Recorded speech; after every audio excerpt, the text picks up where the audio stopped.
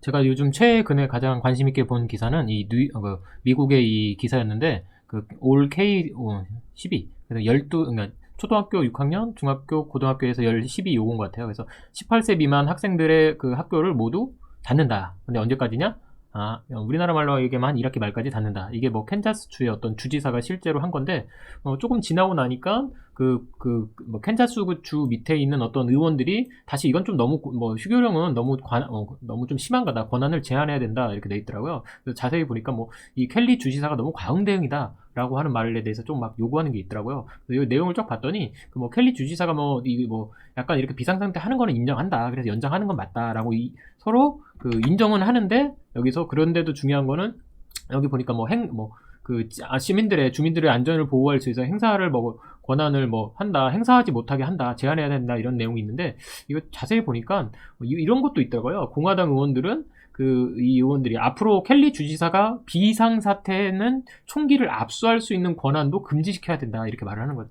그러니까 미국은 총을 다 가지고 있고, 지금 지금 호주나 이런 데서 보면은 막 그 사재기 해가지고 막 그 휴지 막 없고 막 이런 것 때문에 나중에 뭐 어떤 소요 사태가 일어날 수도 있다. 그러니까 총기도 압수해야 된다라고 하는데, 미국은 총기는 압수할 수 없다. 어떤 비상상태도 압수할 수 없게끔 이렇게 미리 해놔야 된다. 약간 이 태클을 가는 것 같아요. 그러면서 이제 보니까 그 켈리 주지사가 휴교령 내린 거에 대해서 되게 불평을 많다, 이렇게 내놓고 있다, 이런 기사가 떴더라고요. 그래서 저는, 야, 이게 미국이 우리나라보다 뒤에 있는데 어떤 이 주지사는 과감히 안전을 위해서 휴교령을 뭐 좀 학기 말까지 정확히 하고, 또 어떤 사람들은 또 이거 밑에 있는 의원들은 또 반대한다, 이런 얘기 나오면서, 그럼 한국은 과연 어떨까? 지금 한국은 3번이나 지금 휴학이라고 해야 되나? 아무튼 계약이 3번 미뤄졌는데, 미뤄지면서 오늘 발표 보니까 이런 거 있더라고요. 중앙사고본부 뭐 방역 총괄 윤태현 뭐 이 분이, 사실은 방역만 필요한 게 아니라 이게 사고 수습인데, 지금 방역 때문에 지금 학교도 못 가고 있고 그렇잖아요. 제일 큰 게 부모님들이 애들의 학습권은 침해되는 거 아닌가, 이렇게 생각을 하는데, 뭐 사실은 그 국민들의 생명권이나 학습권을 따지자면 물론 생명이 조금 더 우선한다, 사람들이 다 그렇게 생각하는데, 지금 이 중대본부 정례 브리핑에서 이제 전문가들 가져다가 이제 좀 하는데, 제일 중요한 게 지금 이 시기거든요. 이번 주. 왜냐면 지금 종교시설에서도 계속 뭔가 저번 주에 보니까 종교시설 해가지고 지금 은혜강에서 막 그 경기도에서 교회권 관련된 그런 다중시설에서 조금씩 계속 늘어나고 있거든요. 늘어났다 줄어들어서. 그래서 이게 뭐 지금 이게 약간 줄어들긴 했지만 계속 경계해야 된다. 이게 아마 지금 이제 시들어들질 않는 거예요. 이게 좀 오래 갈 거라서. 그래서 이제 맞춰 나오는 게 이제 코로나19 장기화다. 이게 장기화 준비해야 되거든요. 한국만의 문제가 아니라 세계적인 문제라서. 그래서 저는 예전부터 이 장기화에 대해서 준비를 학교 또는 경제, 뭐 이런 의학 이런 거 전부 다 국민적 사회적 합의가 있어야 된다, 이렇게 저는 예전부터 장기화를 계속 얘기했었는데 드디어 이제 말이 나오네요. 그래서 오늘 보니까 보름 동안 내일까지 뭐 오늘까지 해서 종교, 체육, 유흥시설, 뭐 이게 사실 놀러 가는 거 어디고, 지금 이제 제가 저번 강의에서 반에서도 했지만, 지금 이제 날씨 좋아졌다고 꽃놀이 보러 가고 뭐 춤추러 다니고 뭐, 그래서 이제 보건복지부 장관이 지금 4월 5일까지 종교시설, 무도회, 무도학원, 체력단련장, 체육도장, 뭐 이거 학생들 여기 뭐 태권도 도장, 뭐 실내 체육시설, 그리고 콜라텍, 클럽, 유흥주점, 뭐 미국은 지금 플로리다 뭐 이렇게 해변가에 보면 애들이 막 술 먹고 있고 해변가에 막, 그래도 거기는 야외인데 우리나라는 뭐 유흥지점, 뭐 이런 클럽, 콜라텍 이건 다 실내잖아요. 더 위험한데도 지금 하고 있는, 어디 가나 말 안 듣는 사람들은 있어요. 이게 지금 자율로 돼 있고 지금 공산주의 뭐 사회주의 국가에서 철저하게 막 그 중국처럼 드론 가져다가 막 진짜 막 밖에 나오는 사람들 계속 감시하고 있고 막 이런 그 통제 상황인데도, 지금 완전히 진짜 중국이 제로라고 하는데도 불구하고 계속 감시를 하고 있거든요. 진짜 완전하게 나아졌으면 사실 다 풀어줘야 되는데, 근데 아마 그 독재 정치, 아니 어떤 사회주의 그 권력을 계속 유지하고 싶어서 아마 끝나도 쉽사리 놓지 않을 거다라는 생각 들어요. 그래서 사실 이제 자율적으로 하고 있는 우리나라가 사실 어떤 모범 케이스가 되고 있고, 전 세계 경제가 지금 미루고 있는데, 제일 중요한 건 이거잖아요. 일상화된 사회적 거리두기. 근데 이 거리두기를 하려고 해도 뭔가 기능적으로 어떤 제도가 준비가 되어 있어야 사람들이 일상적인 사회 거리두기가 되는데, 이게 안 되기 때문에 당장 먹고 사는 게 힘든데 어떡하냐, 애들이 깝깝한데 어떡하냐, 애들이 집에 있는데 부모들이 밖에 나가서 일하는 게 마음이 계속 걸린다, 이런 거잖아요. 그래서 이제 좀 나온 게 지금 공문으로 나왔는데, 학교 어떤 서비스, 학교는 직접 안 가더라도 EBS나 원격 지원 시스템을 이용해서 애들한테 공부할 기회를 주겠다. 그래서 저도 어제 찾아봤는데, 여기 중학교 EBS 중학 이렇게 해가지고 지금 온라인 클래스 개설해서 학생들이 실제로 클래스를 선택해서 선생님들을 찾아서 학습할 수 있게끔 한다. 여기에서 선생님들이 직접 개설할 수도 있고 학생들이 직접 할 수도 있고, 여기 보니까 그 강사, 여기 뭐 여기 뭐 강사 해가지고 뭐 이게 라이브 이렇게 선생님들 있고 라이브로 해서 그 실시간에 막 듣는 것도 있더라고요. 갑자기 그냥 EBS 1, 2 거기서 듣는 그냥 방송을 그냥 이렇게 중학교 수학, 부학, 과학 뭐 이런 식으로 듣게 한다 보다 그런 생각이 좀 들었어요. 근데 그렇게 할 거면 학교에 있는 선생님들은 그럼 할 일이 없잖아요. 그래서 저는 이 생각이 드는 거죠. 그러면 학교에 있는 선생님들은 그런 어떤 문제 상황에 대해서 교과별로 학생들이 모를 때 질문할 수 있는 어떤 시스템 정도로 만들어야 되지 않나. 그리고 학교에 보면 학교 홈페이지에 전부 다 사실은 개별 영상, 동영상, 자료 이런 걸 제공해 줄 수 있거든요. 거기서 이제 충분히 서로 질문 받고 화상 통화도 하고 좀 대화도 좀 할 수 있으면 어떨까라는 생각이 좀 들었어요. 근데 개개인으로 제가 뭐 3학년 한 개 반 한 개 반 들어가는 것도 아니고 7개, 8개 반 들어가면 한 200명 정도 될 수도 있고 한 150명 넘는데 그 학생들이 일일이 다 그 응답해 주는 건 좀 어렵겠지만 중요한 건 다 질문할 거 아니기 때문에 개별고사의 학습지나 아니면 원격 강의 동영상을 지금 한 번쯤 선생님들이 만들고 그거를 학교 홈페이지나 EBS를 통해서 뭔가 좀 살짝 구축하는 계기는 좀 돼야 된다. 좋은 것 같아요. 생각해보면 의외로. 왜냐면 대학교에서도 지금 원격 강의 뭐 유튜브 동영상 하는데 제대로 만들지도 못하고 뭐 엉뚱한 사람이 들어와서 막 하고 막 이게 지금 온갖 부작용이 있는데 근데 지금이라도 시작해야 전 세계적 인프라는 사실은 그 인터넷이랑 뭐 이렇게 이런 뭐 통신 시설은 한국이 최고잖아요. 그러니까 이번에 선도적으로 선진국에서 이런 거 아예 그냥 원격 강의 뭐 원격 근무 이걸 이 기회에 아예 최고로 먼저 구축하자 이런 것도 괜찮은 것 같아요. 두 번째는 이제 학교 급식의 문제인데 지금 휴학한다고 약간 계약 늦었다 하는데 애들한테 이제 급식비 줬으면 좋겠어요. 왜냐면 가뜩이나 경제도 좀 어렵고 부모들도 보면 맨날 챙겨서 먹는 것도 학교 가면 그래도 점심 좀 그래도 맡길 수도 있고 그랬는데 아침 못 먹고 가도 점심 한 끼라도 제대로 챙겨 먹었는데 부모님들한테 직접 그냥 급식비를 그냥 바로 지원하는 시스템은 어떨까 최소한. 그러면 부모님들이 뭔가 식료품이라도 사면서 아무튼 그런 거는 좀 살아나지 않을까. 아니면 식자재를 아예 그냥 그 배달을 시켜주는 어떤 시스템을 좀 만들면 어떨까? 아니면 반조리 식품, 그래서 집에서라도 애들이 간단하게 지원해줄 수 있는 거, 뭐 사실 과일이나 뭐 이런 것들은 얼마든지 식자재 뭐 이런 과일이나 뭐 요즘 딸기나 뭐 애들 먹을 우유나 이런 그리고 실제로 이런 것들을 지원하고 국가 전체적으로 보면 어떤 배달 시스템이 잘 돼 있으니까 이거를 조금 이제 사회 시스템으로 해서 어디 업체랑 이런 업체도 좀 식당이나 자영업자들 아니면 식료품 이런 것들을 같이 경제를 좀 살리는 시스템으로 아예 급식비를 먼저 직접 지원해주면 어떨까? 학부모한테 줘도 되고 이런 시스템을 통해서 어떤 식으로 좀 하면 부모님들도 조금 마음이 좀 놓이지 않을까라는 생각이 좀 들어요. 지금 계속 계약을 미루는 게 아니라 장기화를 생각해서 그냥 한 학기 그냥 휴학한다는 시스템으로 그래도 기본적인 급식비 주고 공부할 수 있는 시스템. 그리고 지금 모든 사람들이 인터넷이랑 컴퓨터가 다 되는 건 아니거든요. 물론 이 지원 시스템이 지원받아서 동사무소에서 지원해주긴 하는데 컴퓨터가 그닥 좋을지 않을 수도 있거든요. 애들한테 컴퓨터 인터넷이 얼마나 중요하냐면 PC방 가지 말라고 할 필요가 아니라 최소한 선생님들 노트북이 있으면 진짜 다 모든 학생한테 이게 필요한 건 아니니까 진짜 열악한 학생들한테는 학생들용 그 선생님들 노트북이라도 잠시 한 학기 진짜 대여를 해야 된다. 끝나고 나서 반납해야 된다는 것처럼 해서 컴퓨터랑 인터넷에서 진짜 좋은 걸 주면 물론 그 컴퓨터로도 충분히 게임을 할 수도 있지만 게임을 할 수 있어도 괜찮아요. 왜냐면 게임을 해야 충분히 능력이 되고 뭐 사양이 돼야 애들이 PC방 가가지고 뭐 배그 안 하고 뭐 좀 게임을 하고 좀 게임도 해야 되고 우리가 워라벨처럼 일이랑 그 생활이 하는 것처럼 애들도 아이들이랑 같이 게임도 하고 얘기도 좀 하고 해야 되는데 PC방 가지 말라고 할 게 아니라 PC방 갈 정도의 성능의 그 노트북도 주면서 컴퓨터도 주면서 그래 학습도 하고 그것도 해라. 그러면 최소한 학생들도 이제 알거든요. 그리고 부모들도 좀 관심 있게. 그리고 이런 것들을 이게 중요한 건 어떤 기본적인 조건이 돼야 아이들도 뭔가 한다. 과감히 인터넷 안 되는 이번에 진짜 소외되고 있는 사람들 있으면 컴퓨터랑 인터넷을 확실하게 잘 되는 시스템 정도 그냥 생색내지 마시고 정확하게 컴퓨터 진짜 좋은 거 훨씬 더 사양 높은 거 할 수 있게끔. 사실 지금 컴퓨터 정확히 알겠지만 게임 때문에 사실 사양이 높거든요.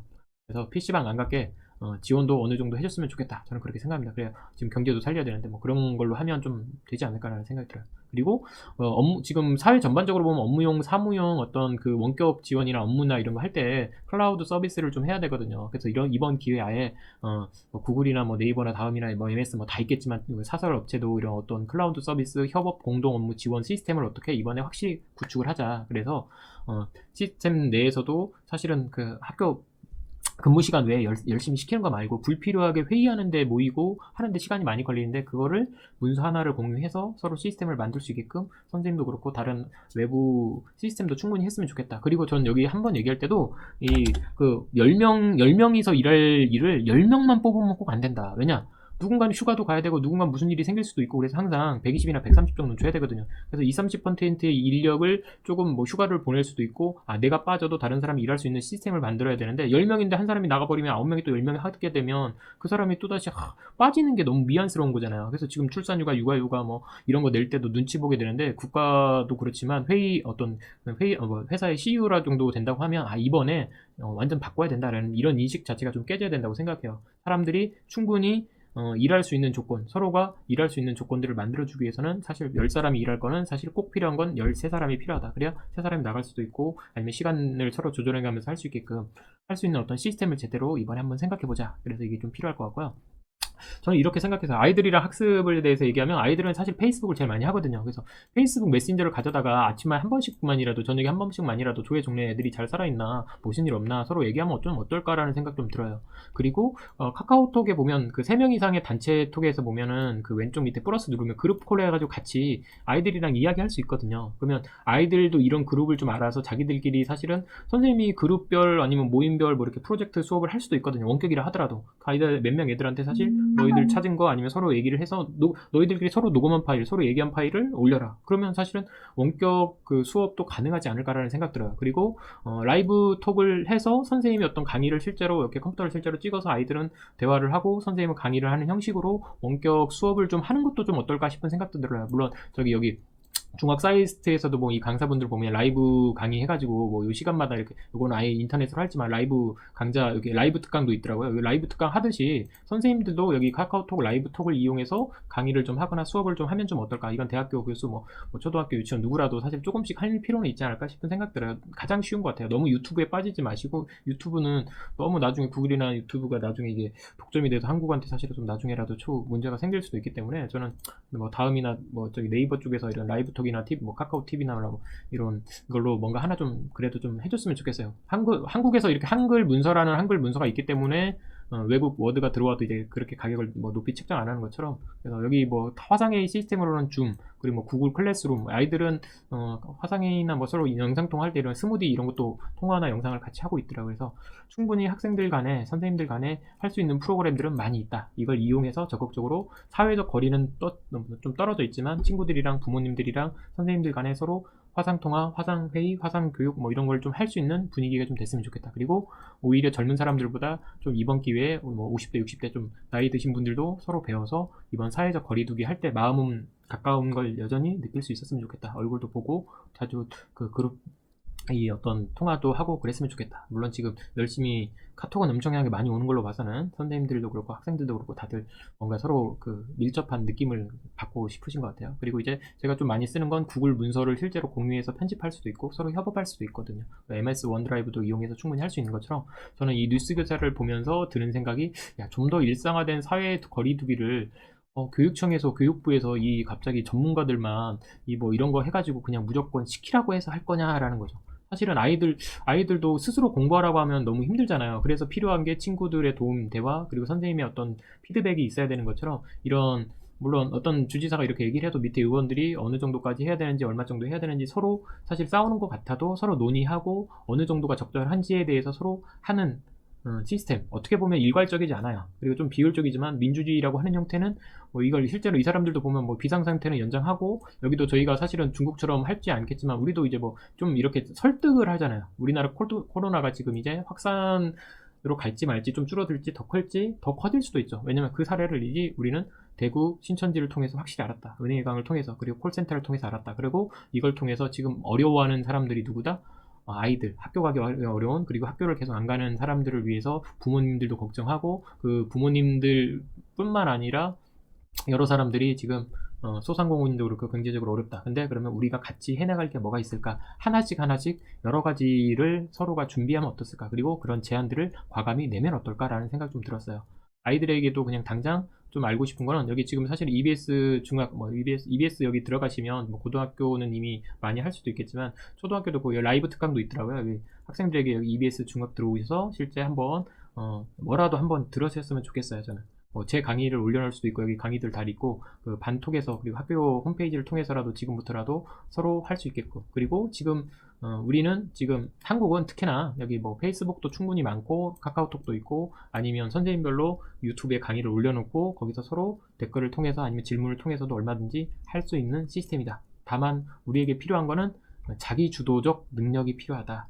여기 사실은 지금 학교가 항상 책을 나눠주고 했는데, 책 말고 이제 인터넷 그 PDF 파일로 뭐 TV에서 볼 수 있는 그 교과서도 있기 때문에 충분히 우리는 할 수 있다. 한국은 다른 나라보다 지금 더 발빠르게 대처하고 있다. 그리고 제가 볼 때는 충분히 잘할 수 있는 시스템이 갖춰지고 있다. 그리고 지금 이제 사회적 합의와 진행, 그리고 한국이 지금 먼저 하고 있다고 생각하시면 언제 저는 여기 그래서 미국 이 주지사도 참 대단하다고 생각해요. 우선 이렇게 해놓고 나서 뭔가를 구축해 달라고 하는 사람이 있구나. 트럼프 형님은 좀 늦게라도 지금 막 사회적 거리두기도 해야 되고, 지금 이제 뭐 한 사람당 $1,000씩 주겠다 해서 뭐 긴급 자금도 주고 이렇게 하는 거 보면 한국도 과감히 홍콩처럼 미국처럼 해서 자금도 좀 주고, 저는 그래서 뭐 상품권으로 줘도 되고, 실제 당장 학생들 공짜 급식이 아니라 학생들을 먹고 살아야 되니까, 그리고 부모님들도 애들한테 할 때 당장 공부할 수 있게끔 우선 급식비 통해서 먹을 거 맛있는 거 좋은 거 갖다가 좀 물류 이것만 잘 돼도 먹는 거 식자재 때문에 먹는 걸로 이렇게 돌아다니는 것도 줄일 수도 있잖아요. 그리고 오히려 진짜 마스크는 의료 관계자 사람들, 그리고 이제 치사율이 높은 60대 이상 사람들, 그리고 이런 배달하고 힘든 사람들, 이런 진짜 필요한 사람들에게만 조금 더 양보하면 집에 있으면 우리가 조금 더 낫지 않을까. 그리고 학생들에게 인터넷이나 컴퓨터를 직접적으로 지원해줘서 PC방 안 갈 수 있게끔, 그리고 서로가 대화할 수 있고, 서로가 여기 뭐 온라인도 그렇고, 여기 업무 시간에 맞춰서 그 라이브톡이나 아니면 어떤 설명이나 이런 인강들도 학교 시스템이랑 똑같이 어떤 그 시간에만 하게끔 해서 조금 시간을 지켜가면서 애들한테도 지킬 건 진짜. 지금 이제 다 너무나도 오래 지금 계약이 자꾸 늦춰져서 애들이 방학 때 좀 늦춰져, 좀 뭐 늦잠도 자고 막 그렇겠지만, 우리가 사실은